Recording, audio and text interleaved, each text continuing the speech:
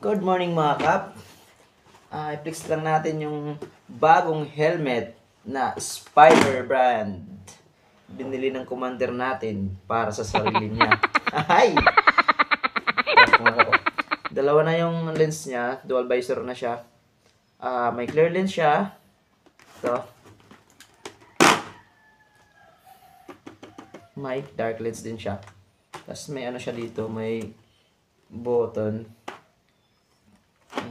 Para madaling i-release. Diba? Okay siya. Purple. Leading lady talaga eh. Diba? Oh, diba? Para sa mga naghahanap ng murang helmet. Pwede na itong Spider na to. Nasa ano to eh. 3.8 nakasil siya. So, nabili to niya 1.8 na lang. Kasi naka 15% discount. Para sa mga naghahanap ng murang helmet, magantay kayo kung kailan may sale. Huwag pa $2 sa pagbili kasi napakamahal ng helmet. 3.8, akalain mo yun, mabibili mo ng 1.8 lang. Ano mo? Iwas-iwas lang muna sa LTO kung wala kayong helmet pa. Antay nyo yung mag-sale. Alam na, sa mga kita nito sa daan kung sino nakasuot nito.